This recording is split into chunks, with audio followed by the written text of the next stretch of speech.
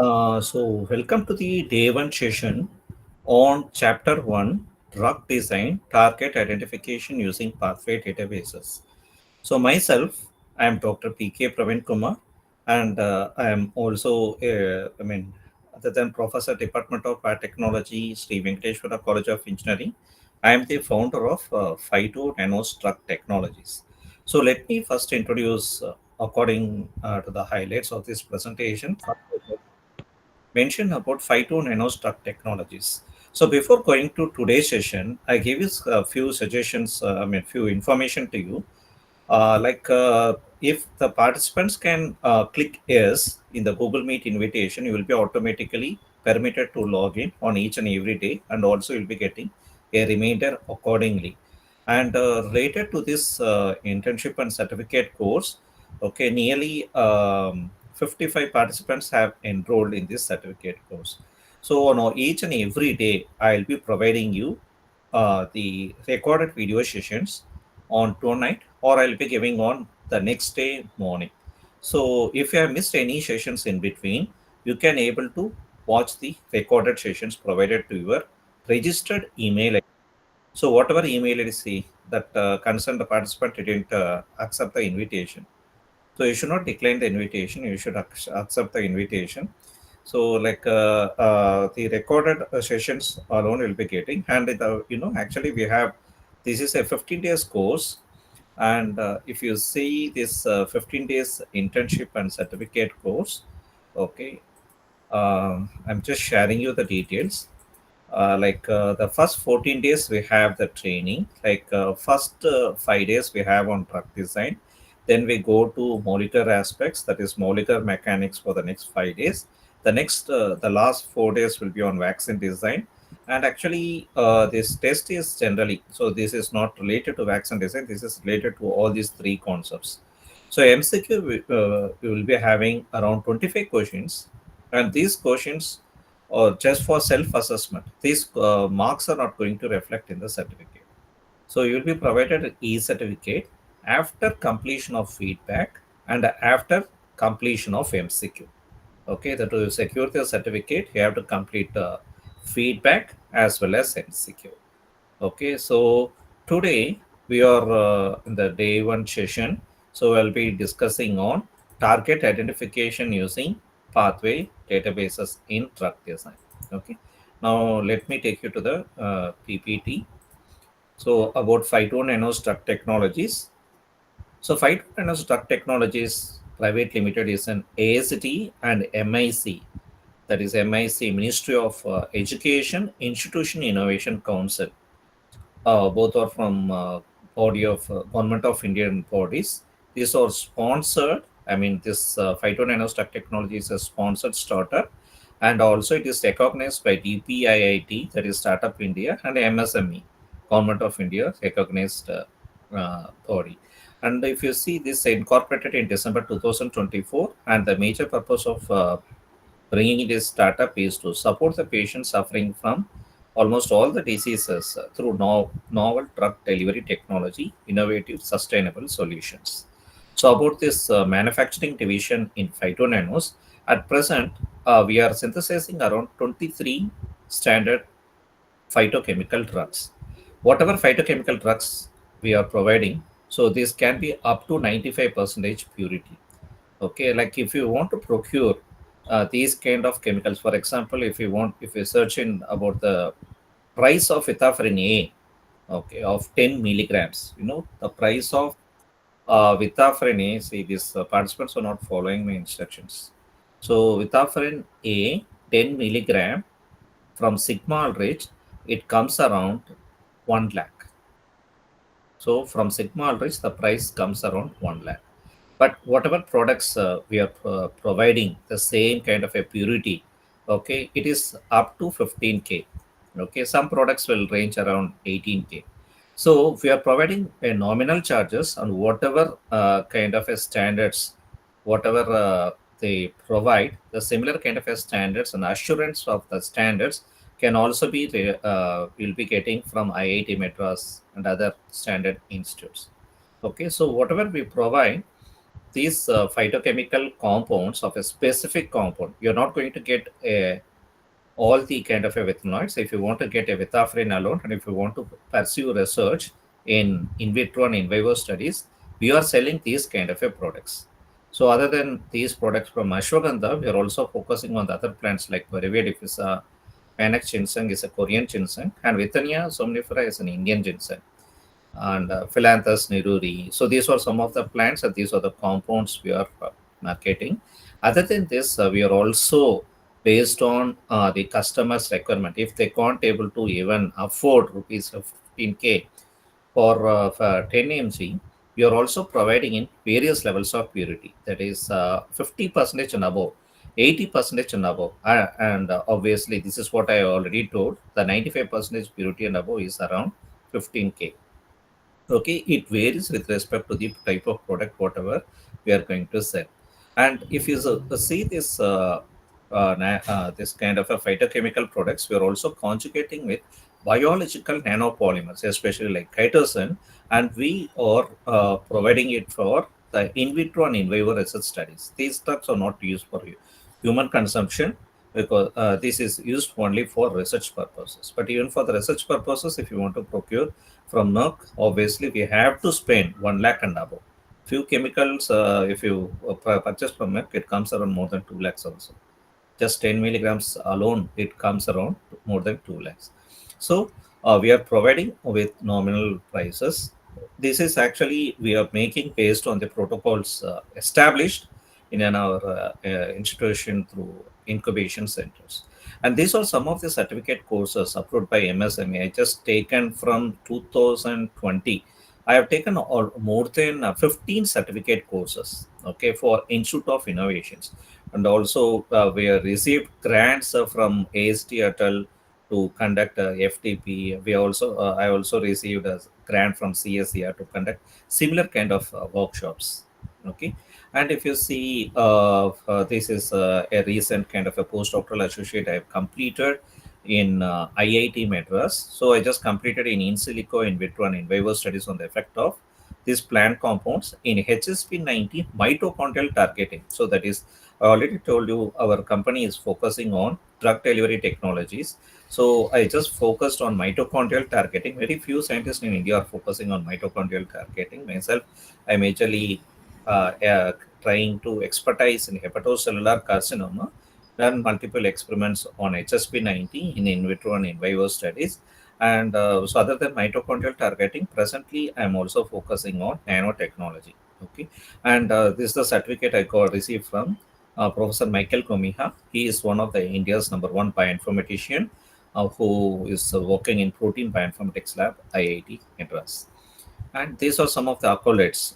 In 2021, my first PhD scholar called Sakti Lalita Shri, she won Innovation Protein Challenge. She secured around 1.07 lakhs. So only we found 20 winners in this competition. All the 20 winners secured this prize amount.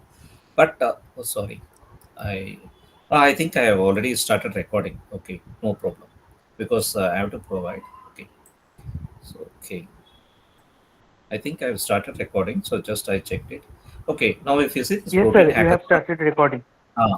thank you for the confirmation. Even if I ask you like whether I'm in the online meet or not, kindly respond, because sometimes just because of internet frequency, if I disconnect, I don't know, I will be taking. Okay, so kindly take care. Okay, protein hackathon. She has secured around 1.07 lakhs, and all the 20 winners secured this prize amount. Each and every year, you can able to see this Good Food Institute. This Good Food Institute is conducting such a kind of an hackathon. Okay, and they are affording this kind of a prize amount after winning the phase four.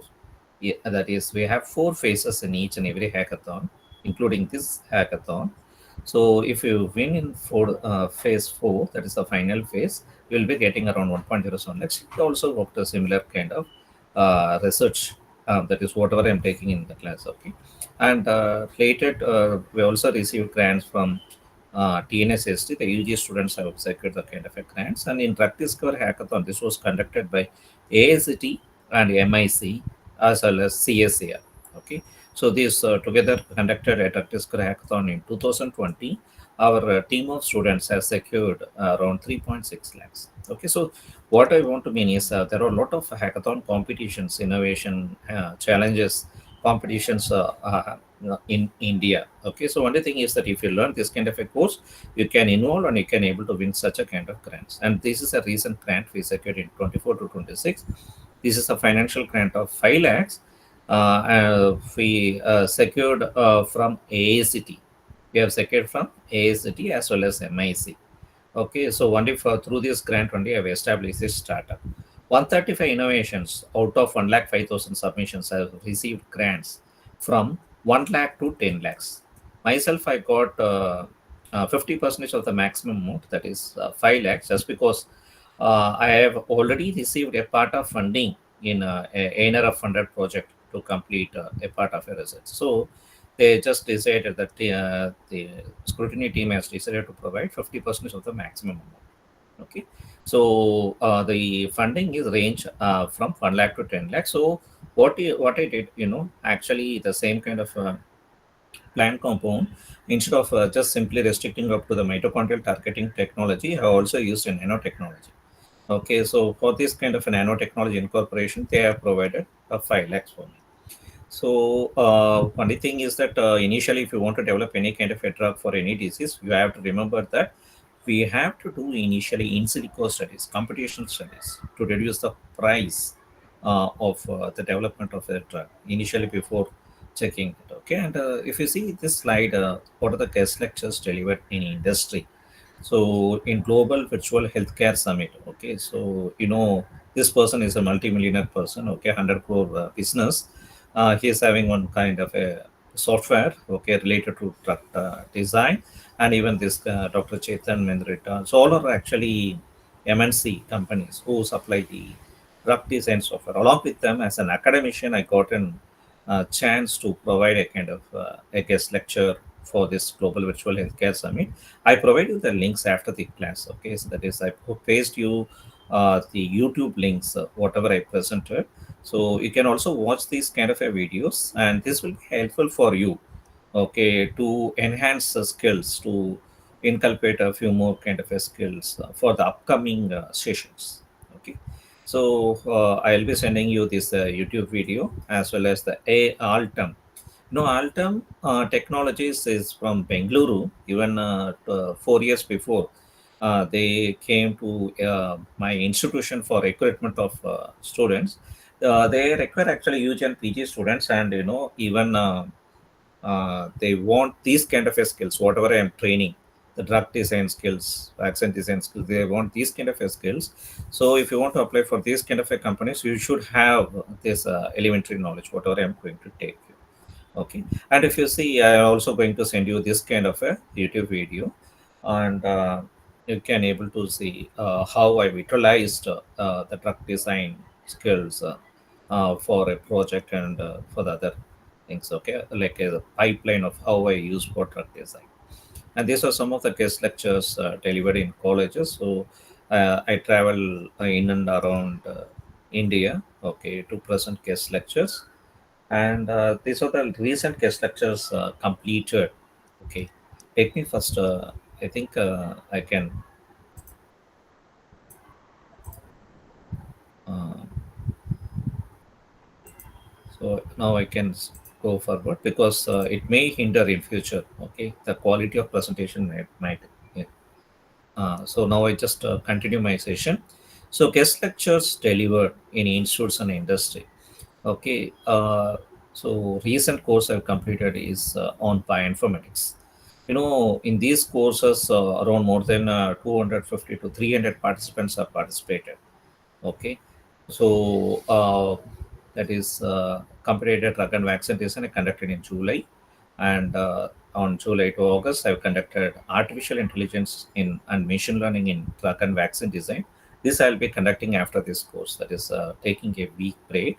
I'll be conducting this kind of a course, and I'll be taking few more courses. So you can able to see, other than the manufacturing division, we are actively involving to provide awareness on the training on what is the purpose of using this kind of a drugs. Okay, the research phytochemicals, whatever is in this research. So I'm giving the purpose of bringing this startup, okay, in the form of training also, but the major purpose is to sell the phytochemical products. Participants are from arts and science, pharmacy, medical colleges, MBBS, MD doctors, Ayurveda doctors, Siddha doctors, and even the central government institute principal investigators. Okay, so principal, HOD, so many kind of a parts. I found all the kind of a participants in these kind of a courses. Okay, so we should learn each and every day, isn't it? So everyone just learned, and they are also utilizing it well for the projects and for the other essentials. And now, if you see the feedback from the participants, so from the participants or from all the participants, we got around 100% kind of a feedback. Okay, so in between, I'll be asking you to fill the form. And this is a model certificate. This is how I'll be providing you as a e-certificate after successfully completing MCQ as well as completing the feedback. Okay, but in between each and every sessions also to improve the kind of video lectures, I also circulate forms. Kindly provide your valuable feedback so that if I want to improve anything, I can improve according to that. Because I also ask you all this, like what makes you to, or what are the gaps found in the presentation. So you can comment anything, whatever you want. And this is the second course, AML TVD. So around 91 responses, I got 100% kind of thing. Like whatever I delivered is what we committed. Okay, and even I got a good feedback from all the participants. So I'm very proud that even I have taken the participants to that level, to that understanding. And also the participants are utilizing these kind of skills for their PG and PhD research purposes. Now let me take you to the concepts. So I was just taking you on drug design. In drug design, I'll be taking you on the therapeutic target. Uh, so how identification, isn't it? So related to drug design initially, if we come across a drug design, the drug design can be classified basically as a traditional drug design, and the number two is the structure-based drug design. What is traditional drug design? So in traditional based drug design in 1970s, if you see how the drugs are taken, the drugs are taken from phytochemical sources, can be from the plant, roots, leaves, etc. We grind it using the pestle and mortar, and whatever we get a mixture of compounds. These compounds, which generally we use it for in vitro studies, later we try with in vivo studies. So if we try, the preclinical is nothing but in vivo studies. So before that, we first try with the in vitro studies, that is checking the effect of compounds in cell culture, that is in cell lines. So all these things we call it as, if you try with the culture flask, we call it as in vitro studies. And only after completion of in silico, I mean in vitro studies, then only we can come across in vivo studies, that is checking with small animals like mice, etc. How about the extracts? How about the churna? How about the different kind of powder or whatever we isolated from the plants? Okay, how it can able to cure?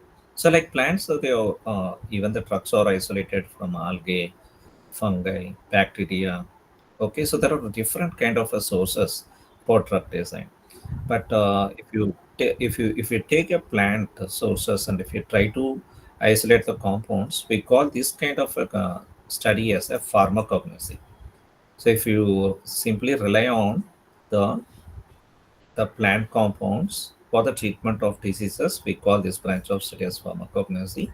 And in pharmacognosy, if you simply go with a mixture of compounds, we call it as traditional drug design. And the second drug design is structure-based drug design. In the structure-based drug design, we should have the 3D structure of both the target as well as the ligand. The target, I mean, it is the receptor. Okay, the receptor is a diseased protein, and ligand is generally a drug, a inhibitor. So like this, we use this as a we consider this as a ligand. So this in the terminology, the structure-based drug design, we have a target and we have a ligand. And one thing you have to remember how the structure-based drug design varies with the traditional-based drug design. In structure-based drug design, we majorly focus on in silico studies. The in silico studies are incorporated to reduce the cost factor. Okay, so if you want to reduce the expense of the drug development, better try screening the drugs using the in silico. In silico, I mean computational studies. Using computational studies, we can able to reduce the price of drug development. So initially design the drug through computational studies. For this, you need 3D structure. And after letting know the 3D structure, you can use a binding affinity or you can use other kind of principles to check whether the ligand and target is fit to each other in the form of fitting factor or in the form of binding energy. Later, we can take it this for in vitro studies followed by in vivo studies. Okay, so if only if you know the 3D structure, you can take forward for the other studies. So only we call this as structure-based drug design. Okay, so traditional based drug design and structure-based drug design. These are the two types of drug design. Now related to drug discovery and development. So if you see this drug discovery, the first step what we make is the target discovery.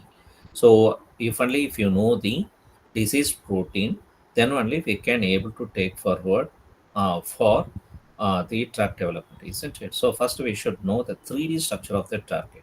If you don't know the 3D structure, but if you have the sequence, then first we have to model that protein if you don't have a 3D structure.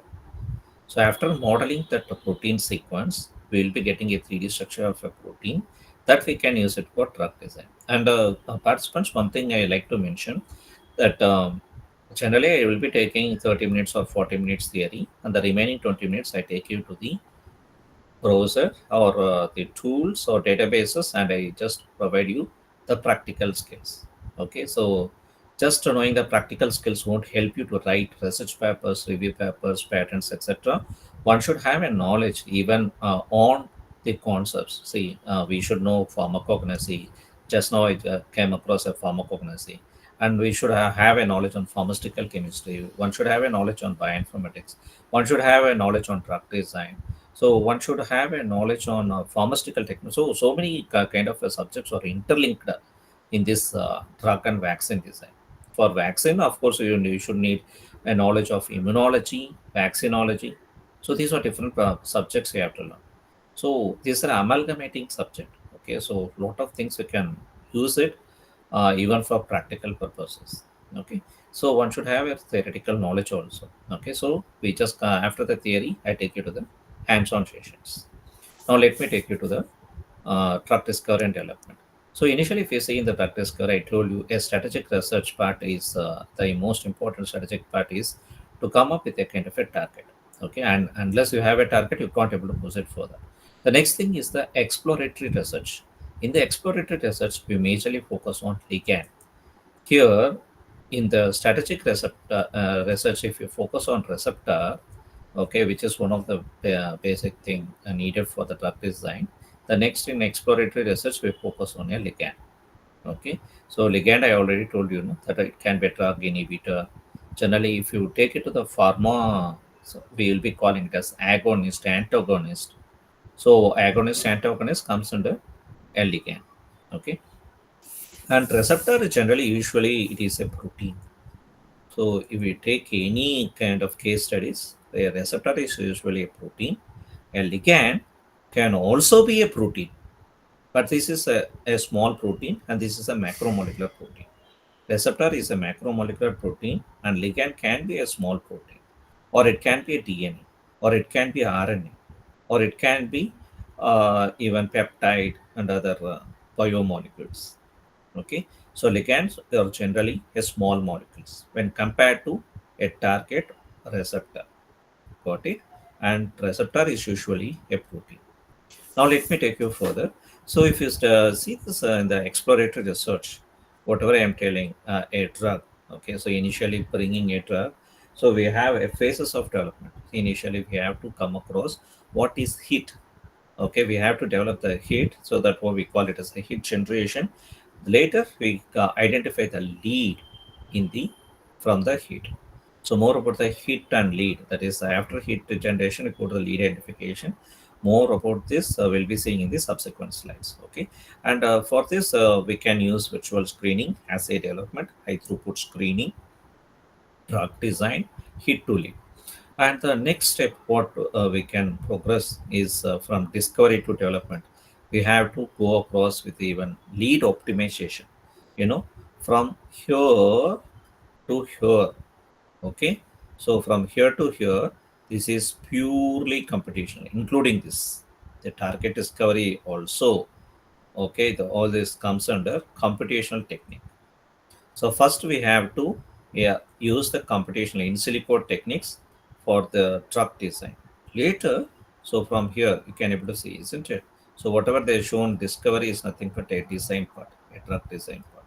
And from here to here is a development. So whatever truck we have developed in the labs, so in between here we synthesize the trucks in our lab.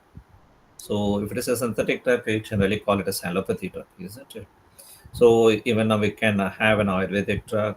Okay, whatever we bring, we have to first initially synthesize. Okay, and then we have to test with the in vitro studies. That is missing here, but you should remember that after in vitro, we have to go with in vivo. That is animal models to check the ADME. This is pharmacokinetic property.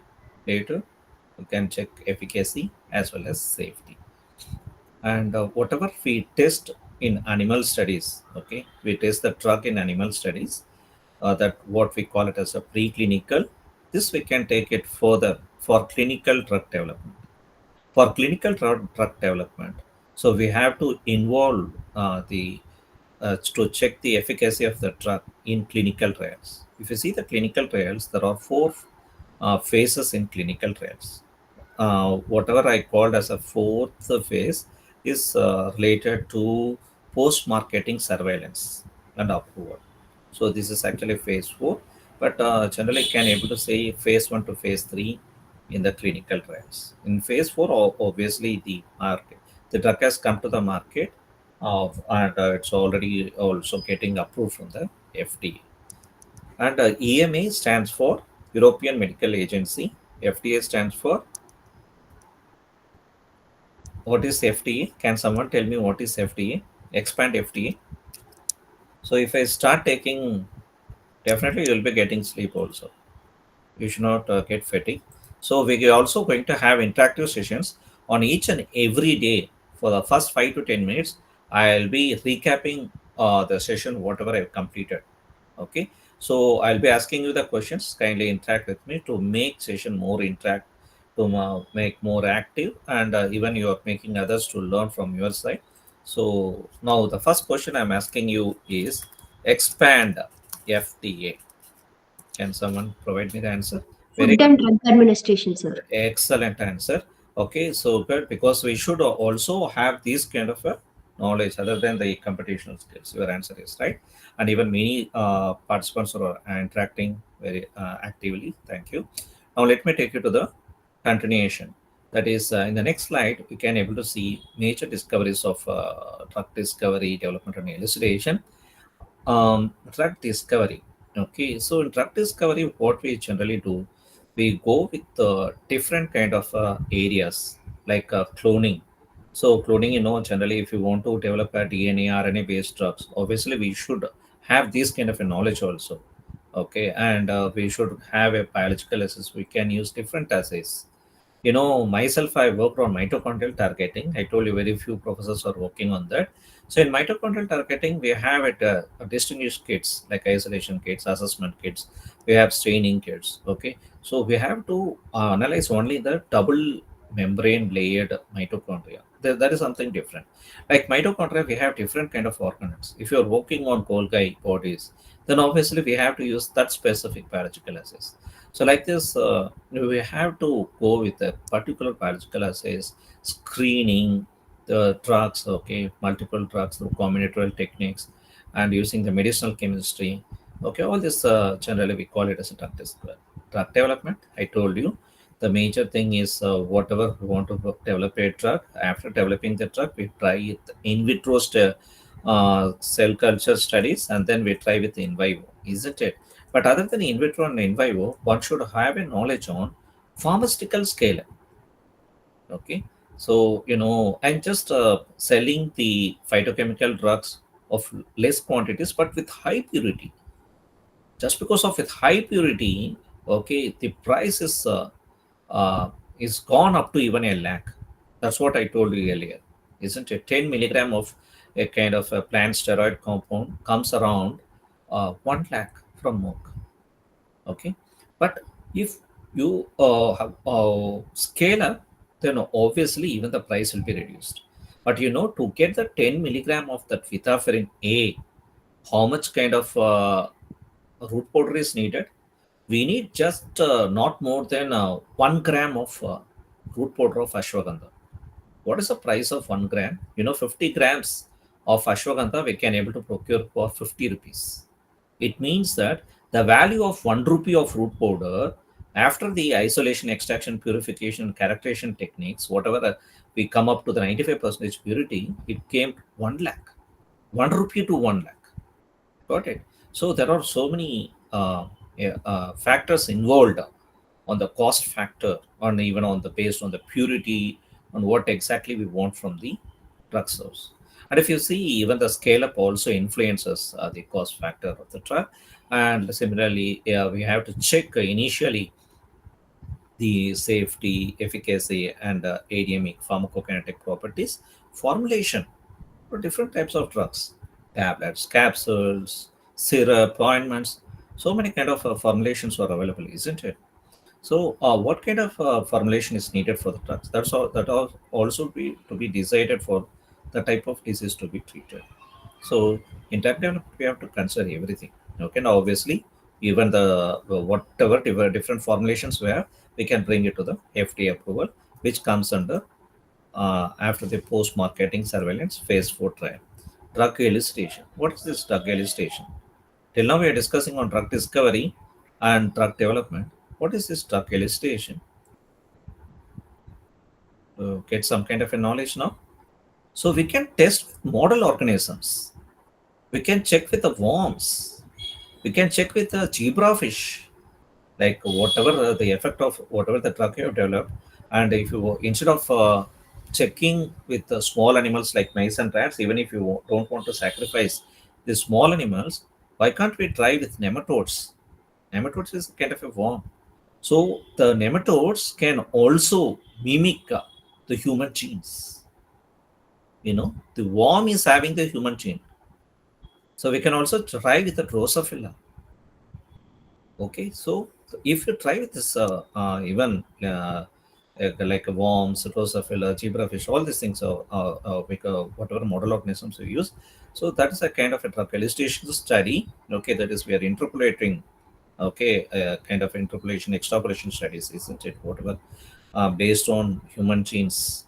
Okay, so we study a pharmacology part and we check even the synergistic part of the drug. Like if already a drug is there and if you have developed a drug, if you want to check whether these two drugs give a synergistic effect or not, everything we can also try with these model organisms. Okay, target identification. Target molecular recognition site to which drug binds.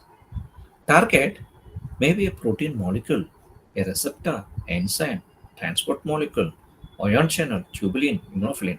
So generally, all these are protein molecules, isn't it? The target is usually a protein molecule, but a ligand can be a protein, can be a DNA, RNA, lipid, anything, a synthetic chemical compound. Okay, so it can be anything. So initially we are checking for the drug targets. So we have two types of strategies: conventional strategy, new strategy. In conventional strategy, we can use analysis of pathophysiology. So this is a method of analysis of existing drugs. And under new strategies, we can use disease genes. This is what we're using at present. Okay. One should have a knowledge of omics, that is genomics, proteomics, okay, transcriptomics, interactomics.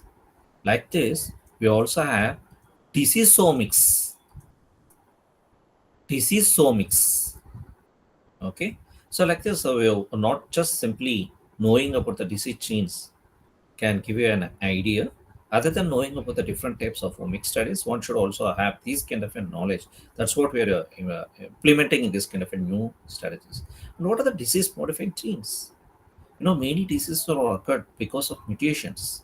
You should know what are the types of mutations occur to a particular receptor, and what kind of a diseases, and how about the drugs we can able to develop for the particular mutated disease genes.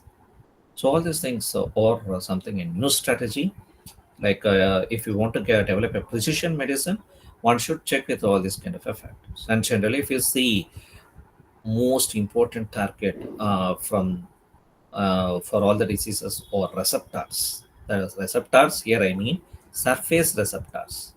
The whatever molecules present on the surface, it comes around 45%. And the next most important target were enzymes.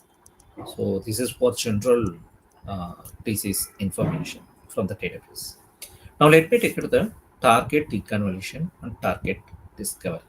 So there are two technical terms. What is the difference between these two important terms? So if you take it in common like a target identification, okay, we should have a compound, okay, and if you to use a compound and if you use a target deconvolution, we get one target information. But in target discovery, if you want a compound, we try with target discovery. Do you understand? So to understand this, can I take you to the practical thing? Okay. So if you want to work on target deconvolution, okay, I'll be taking you with an illustration with CHEMBL. So in CHEMBL is a database. So to go to the CHEMBL, okay, simply type CHEMBL. So EMBL is European Molecular Biology Laboratory. CH stands for chemical compound. Chemical compound, European Molecular Biology Laboratory. Here, we can check for any kind of drugs, chemicals. Okay, if you want to check the information of the drug, we can type any drug. What is this acetaminophen? I just typed acetaminophen. Can someone tell me what is the brand name of acetaminophen? What is acetaminophen brand name in India? Very good, paracetamol. It is paracetamol in India, but if you go in US, we call it as paramol, and in some countries, European countries, we call it as a paracet. The same paracetamol, we call it as a paramol, paracet. There are different brand names, but one generic name is there for all these drugs. I mean, for these drugs. So the one generic name what is the acetaminophen. So acetaminophen, if I take it inside, we have around 10, 9 more similar drugs of acetaminophen. Like acetaminophen, we have paropropamol, acetaminophen glucuronide. So like this, we have different drugs. Okay, so related kind of a structures of acetaminophen.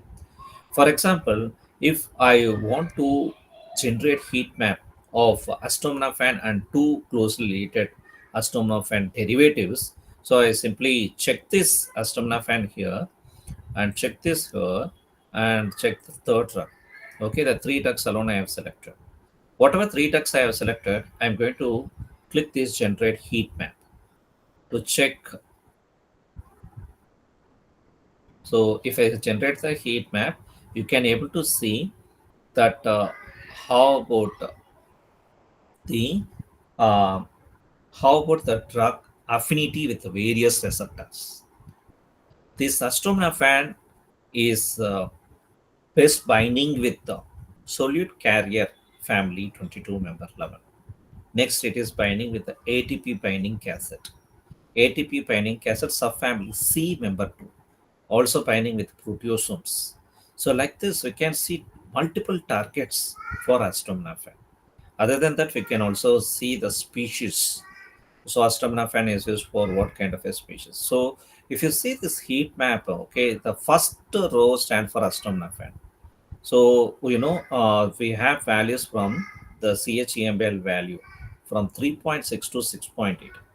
Okay, so based on the value of the drug. Okay, so this is best binding with the myoglobin. Okay, nitrite reductase and pseudoperoxidase. So that's the thing we can able to get from this. And this is a slight blue color, and this is very low blue color. So you can able to check which is the best target for this kind of a drug. And similarly, if you see, we don't have any kind of a heat map for paraffin because it is less studied.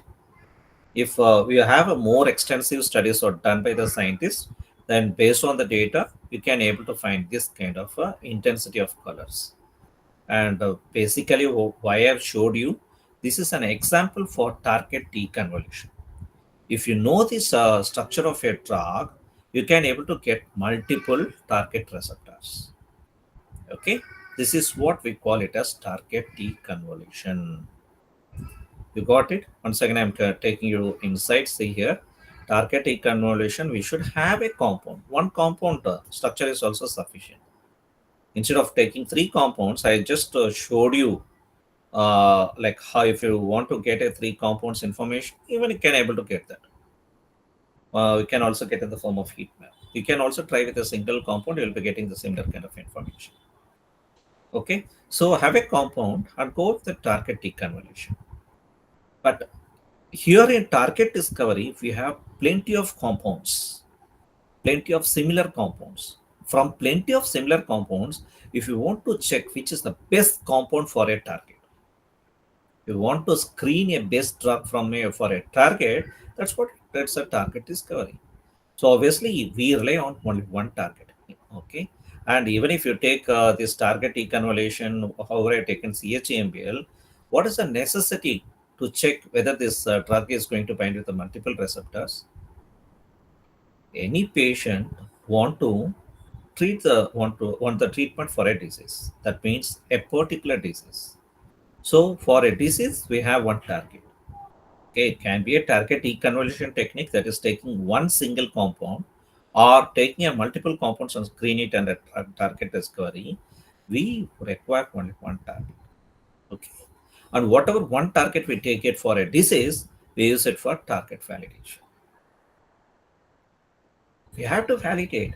We should know whether the target, whatever molecule, the protein molecule sequence we have taken, whatever we modeled, is in good quality or not.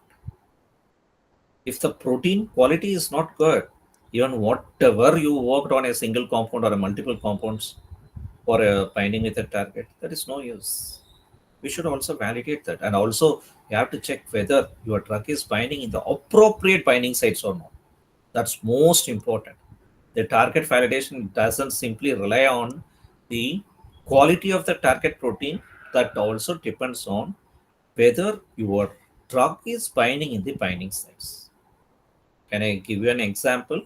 So, what is the dosage of paracetamol? So, we can have an interaction.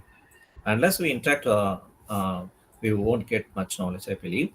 What is the drug dosage of a paracetamol subscribed, I mean, prescribed by the doctor, by the clinician, if the patient is infected from pyrogen, if he is facing from fever? What is the dosage of paracetamol? A doctor can prescribe 500 mg to 650 mg. Very good. 500 mg is less than 50 kg, male or female. 650 mg above, we will be prescribing this 650. Then one thing I can ask you, how many doses a doctor is going to prescribe per day? How many doses? Whether taking a single tablet, very good. The answer is three times a 650 or 500 mg tablet. Three. You know, doctor can prescribe you two doses, or though if you want prescribe four doses or one dose, the prescribed dose is three. It means that okay, oh, in 650 mg, if you take 650 mg, 10% of API, the 10% of API is coming around 65 mg. So the 65 mg is going to have a bioavailability of around 6 to 8 hours. So whatever we take, why we are taking for three dosages? So we have in out of 24 hours, for each and every 8 hours, if you want to get a continuous bioavailability, then obviously we take this kind of a drug. But in the drug, okay, only 65 mg you find the main active pharmaceutical ingredient, API. We call that's what we call it as the API. If that is the major active drug part, the remaining part of the drug is a starch, a kind of a filler, surfactants, viscosity enhancers. So these are other ingredients of the drug. That is not going to have a exact beneficial role with respect to treatment of disease, but just for it is used for various purposes. You got it? So 65 mg, whatever we take, the bioavailability I told you, yeah, like the youngsters, 10 to 14, 10 to 15, they have good metabolism, like a rat, like a mice. Their metabolism is very good. So they can metabolize even drug very fastly. 5 to 6 hours is sufficient for them. But if you are about 20, even your metabolism rate will be reduced. For each every dose, we are accounting for around 8 hours. So only we are taking 3 doses. Now, I'll be asking you the second question. What is the target receptor for fever? What is the target receptor for common fever? I'm not asking the viral fever. Okay. If you take a paracetamol, the paracetamol is going to bind with what target protein? This is my next question.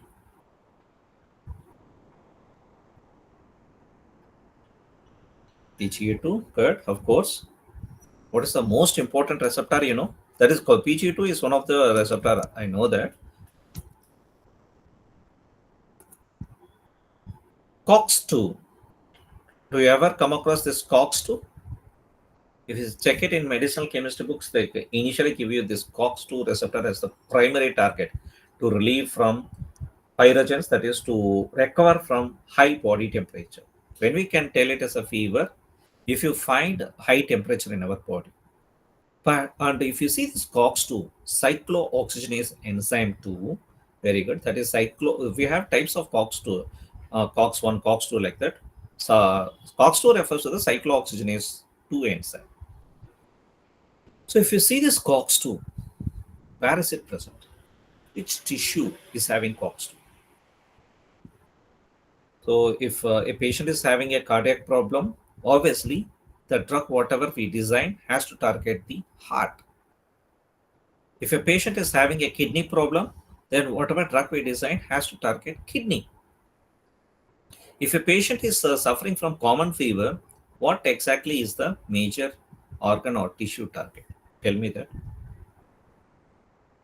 What exactly you're targeting there? I came across up to the protein, but where is this protein present? That's what I'm asking you. Hypothalamus. Yo, no.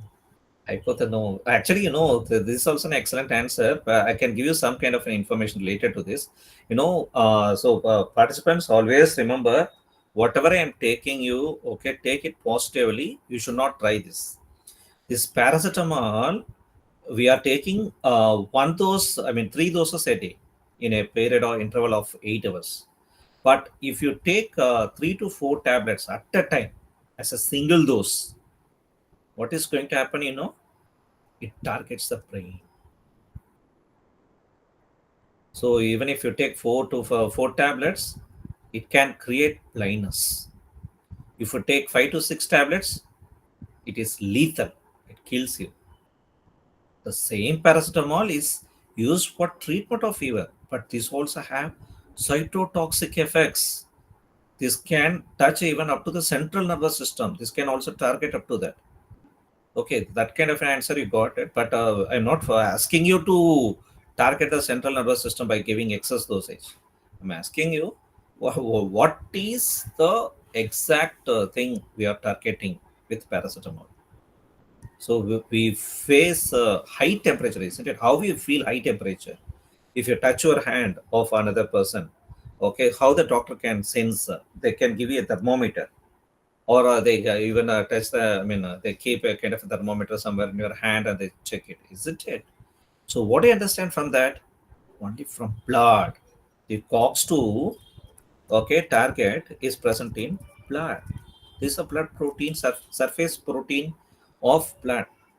Okay, so 6 liters of blood. If he or she is above 50 kg, they're going to carry around 6 liters of blood.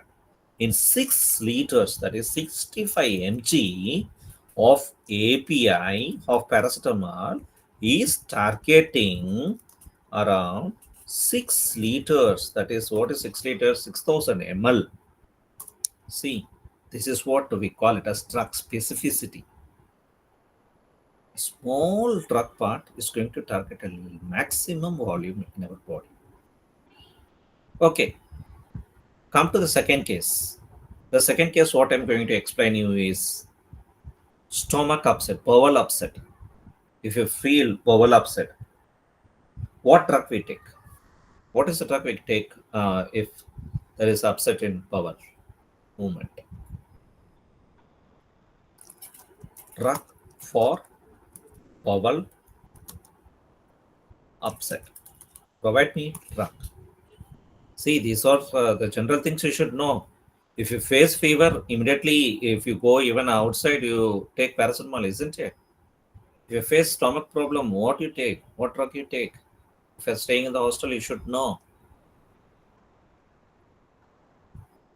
Even you should, ORS. Okay. So other than that, drug. Loperamide, very good. Loperamide. This is what I anticipated from your side.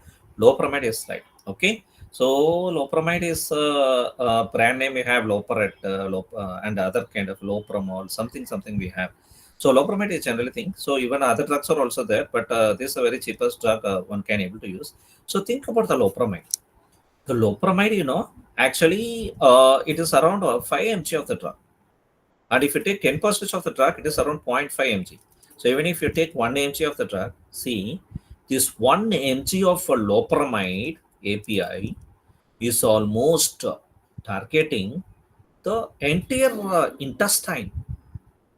The intestine is very large, isn't it? So the bowel, what I call it as a bowel, is nothing but an intestine. It's targeting the entire 4-meter intestines. So this is what we call it as drug specificity. If only if the drug, the loperamide of 1 mg active API is going to target the specific binding site, then only so we will be getting relief from this disease. Okay, this is of course the rehydration, the oral rehydration salts we use it, but just for maintaining the mineral balance. We have minerals, isn't it? Sodium, potassium. So to maintain this kind of a balance, we use this. But we should use a drug for stopping this. We have histone blockers. We have a different kind of. I mean, we should also have a knowledge on pharmacology. Not just ORS is going to relieve. It give you some kind of a good sense. That's it. Okay. I think you understand my solutions, whatever provided. Now let me take the screening of drugs. Screening. We have two types of screening. One is random screening, the other is non-random screening. The random screening is used for the evaluation of a drug for different types of biological activity.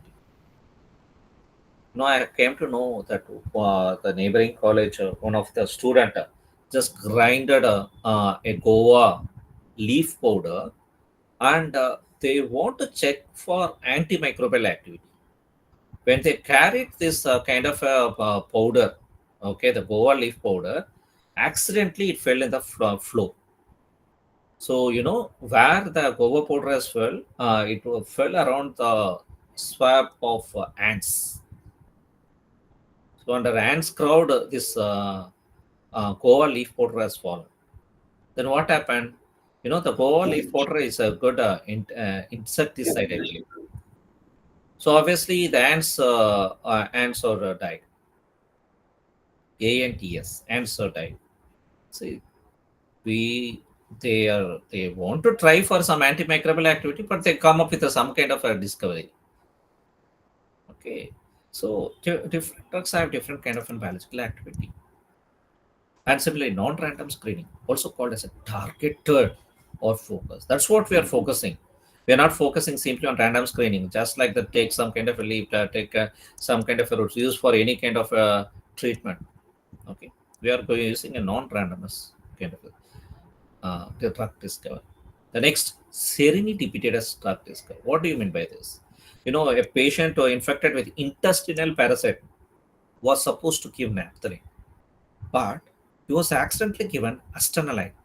The astenolide is a raw chemical used to synthesize naphthalene. This naphthalene is a double ringed compound, but astenolide is a single ring compound. But this can be used for synthesis of naphthalene.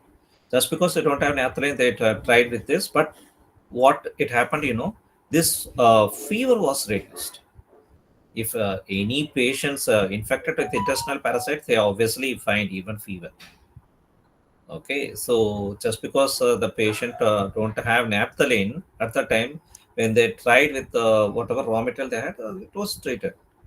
But later they found out even it has some side effects that was totally unruled. I mean, dropped out.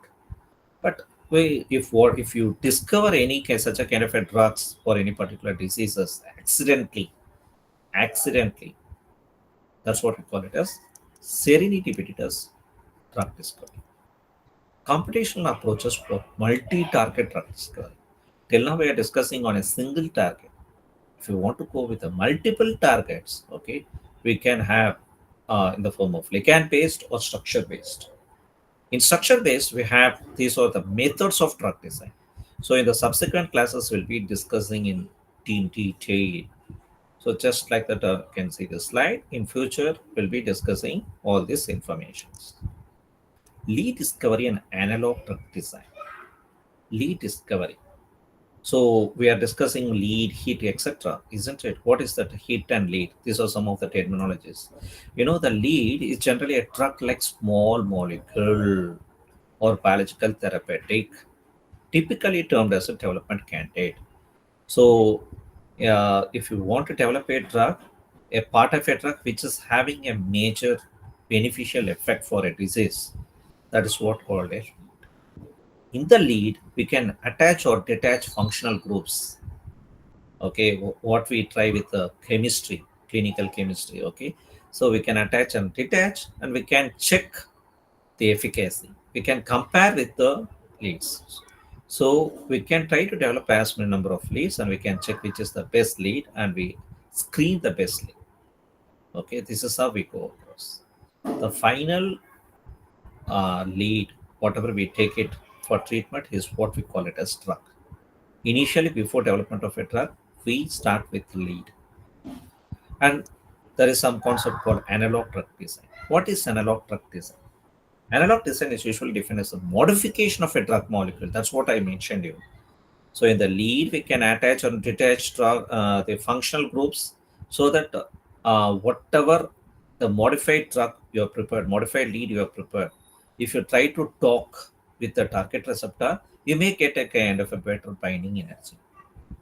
So even through in silico studies, we can validate and we can try the same in vitro and in vivo. So this kind of an approach is an analog-based drug design. So till now we have discussed what is lead. What is this heat?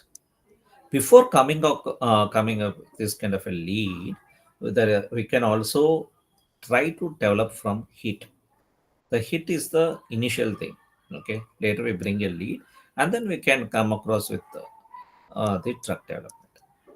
So drug processing pathway from target discovery to clinical application. So first we have to come across with target discovery, then we can go to hit generation, hit confirmation, hit optimization, then only we go with lead optimization. Then after lead optimization, whatever drug we have developed, yeah, I think in English movies I have seen so many drugs are developed. Okay, they have Formula 1, Formula 2, Formula 3, they try with small animals, they try with chimpanzees. Okay, in apes movie also we have find out everything, isn't it? So they try to optimize the lead which is best fit for treatment of a disease. Okay, so Obviously, after checking with the animals, can be small animals or large animals, we can take it for clinical development. That is taking it to the phase 1 to phase 4 trials of human. Finally, we come across with the FDA approved drug.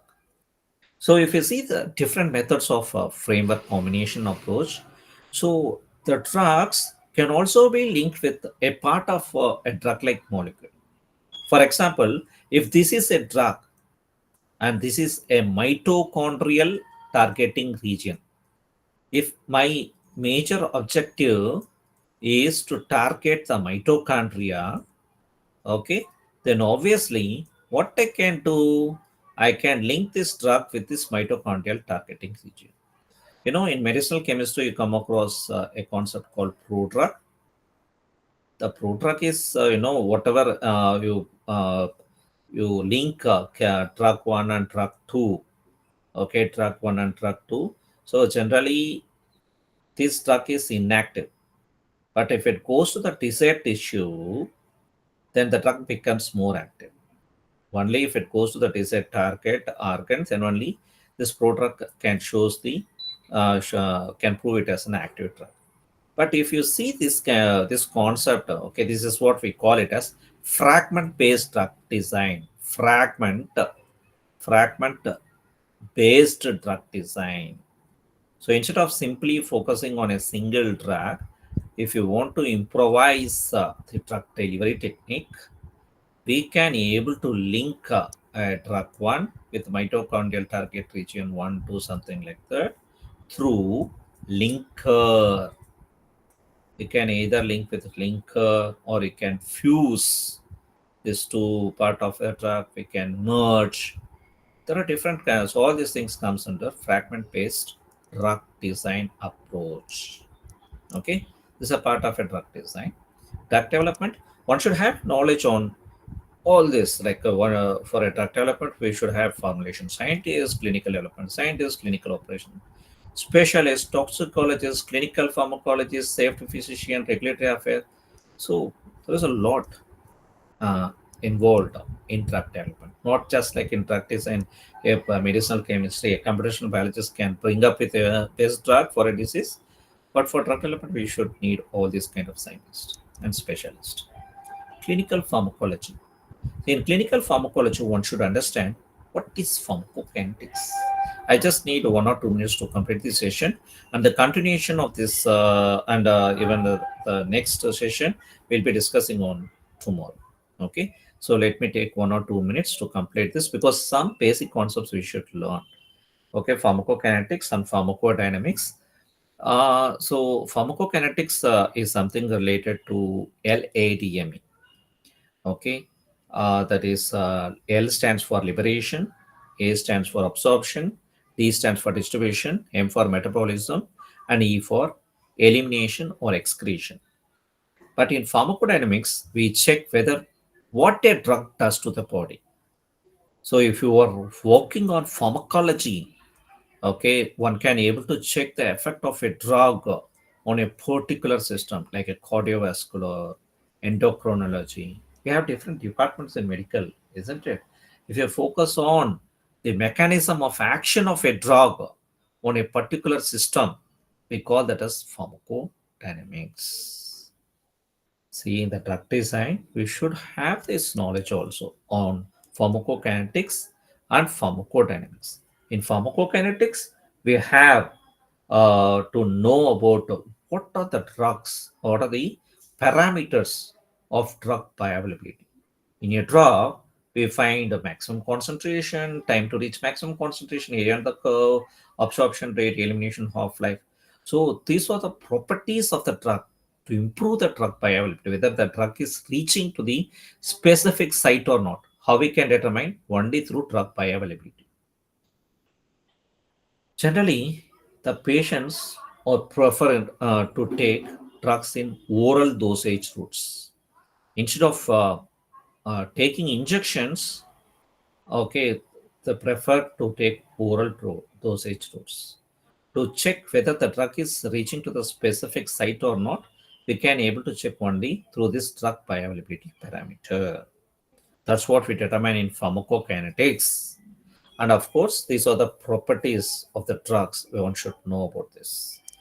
And adverse drug reactions. One should also know what are the adverse drug reactions or side effects of the drugs to know about before coming up with the drug development. One should also check all this. So more about this drug interactions, adverse drug reactions.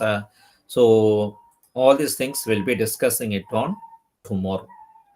On tomorrow we'll be discussing, or just give me some 1 or 2 minutes so that I can teach you this also. So truck bank, is it okay? Can I take 1 or 2 minutes extra?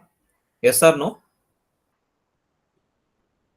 Or if I want to continue on the tomorrow, I can take it. Okay, only one is yes. Okay, now I take you to the adverse reactions. After this, we continue on tomorrow. So if you take a drug bank, in drug bank, we have the food drug interaction checker. I mean, food drug interaction and drug interaction. If you use this drug-drug interaction, if you want to check the drug-drug interaction, that is, for example, for initially I'm going to provide acetaminophen. Acetaminophen, it is paracetamol. I am selecting this drug, and now I'm going to give one more drug called warfarin. Acetaminophen is used for treatment of fever. Warfarin is used for treatment for blood clots. So, if in the World War, many patients are treated by using this drug warfarin, okay, for blood clots. Now if you want to check the drug effect of acetaminophen, because if anyone got injured, obviously they also get fever. If you take this both the drugs, what exactly we can get? So if you see, the effect is moderate. The risk or severity of adverse effects can be increased when acetaminophen is combined with warfarin. So if the patients are taking warfarin for the blood clot, then the acetaminophen is not preferred because it's giving some kind of an adverse effect. So more about this, we can able to see this article. So like this, in drug bank database, we can find this information. Okay, so we'll be discussing more hands-on on tomorrow, because today I've taken much time for the taking you the theoretical concepts.